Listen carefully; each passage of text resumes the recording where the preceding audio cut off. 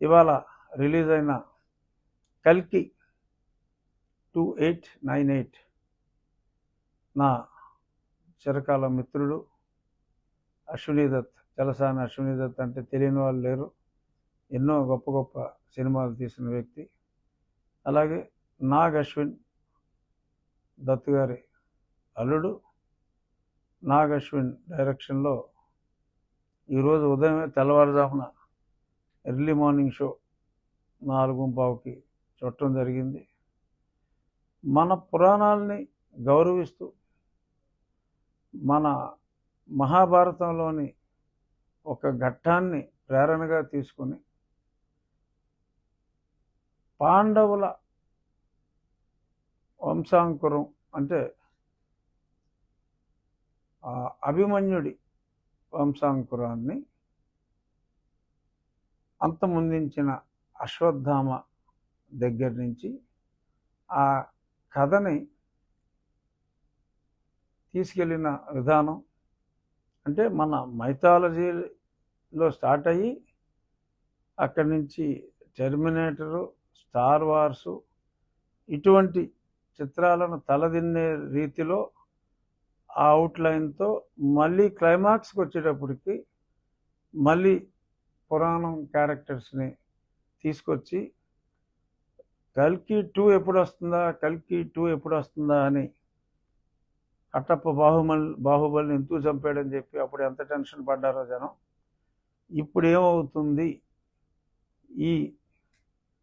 అంటే it's different cinema. అంటే ఇది పౌరాణికం అనాలా, సైన్స్ ఫిక్షన్ అనొచ్చు, అన్నీ కూడా వండర్ఫుల్లీ ఎగ్జిక్యూటెడ్ ప్రాజెక్ట్. సో అందరూ కూడా మరి వాళ్ళందరికీ టికెట్లు దొరకవు, వీలైనంత త్వరగా ఆ సినిమా చూడమని ఈ సందర్భంగా నా మిత్రుడు నా ఉండి ఇన్ఫ్రాస్ట్రక్చర్ డ్రైనేజ్ డెవలప్మెంట్ ఫండ్కి 5 లక్షల రూపాయలు తన వంతుగా ఒక స్నేహితుడిగా నేను చేపట్టిన కార్యక్రమాలకి ఈ మంచికి ఆ సినిమా కూడా ఆల్ టైమ్ బ్లాక్ బస్టర్గా హిట్ అయిన సందర్భంగా నాకు ఇవ్వటం జరిగింది. అందుకు నా మిత్రుడు అశ్వినీ దత్కి నా హృదయపూర్వక, నా ఉండి నియోజకవర్గ ప్రజల తరపున నా హృదయపూర్వక ఇవాళ రిలీజ్ అయిన కల్కి 2898 నా చిరకాల మిత్రుడు అశ్వినీ దత్. చలసాని అశ్వినీ దత్ అంటే తెలియని వాళ్ళు లేరు. ఎన్నో గొప్ప గొప్ప సినిమాలు తీసిన వ్యక్తి. అలాగే నాగ్ అశ్విన్ దత్ గారి అల్లుడు నాగ్ అశ్విన్ డైరెక్షన్లో ఈరోజు ఉదయమే తెల్లవారుజామున ఎర్లీ మార్నింగ్ షో 4:15కి చూడటం జరిగింది.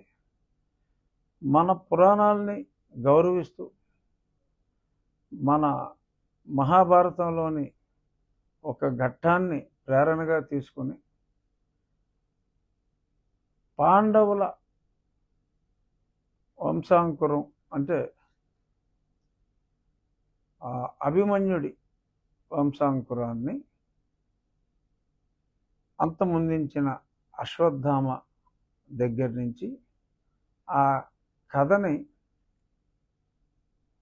తీసుకెళ్ళిన విధానం అంటే మన మైథాలజీలో స్టార్ట్ అయ్యి అక్కడి నుంచి టెర్మినేటరు, స్టార్ వార్సు ఇటువంటి చిత్రాలను తలదిన్నే రీతిలో ఆ అవుట్లైన్తో మళ్ళీ క్లైమాక్స్కి వచ్చేటప్పటికి మళ్ళీ పురాణం క్యారెక్టర్స్ని తీసుకొచ్చి కల్కి 2 ఎప్పుడు వస్తుందా అని కట్టప్ప బాహుబలిని ఎందుకు చంపాడని చెప్పి అప్పుడు ఎంత టెన్షన్ పడ్డారో జనం. ఇప్పుడు ఏమవుతుంది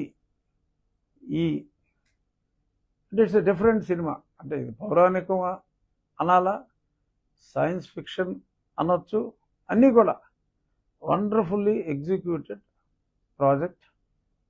సో అందరూ కూడా మరి వాళ్ళందరికీ టికెట్లు దొరకవు, వీలైనంత త్వరగా ఆ సినిమా చూడమని ఈ సందర్భంగా నా మిత్రుడు నా ఉండి ఇన్ఫ్రాస్ట్రక్చర్ డ్రైనేజ్ డెవలప్మెంట్ ఫండ్కి 5 లక్షల రూపాయలు తన వంతుగా ఒక స్నేహితుడిగా నేను చేపట్టిన కార్యక్రమాలకి ఈ మంచికి ఆ సినిమా కూడా ఆల్ టైమ్ బ్లాక్ బస్టర్గా హిట్ అయిన సందర్భంగా నాకు ఇవ్వటం జరిగింది.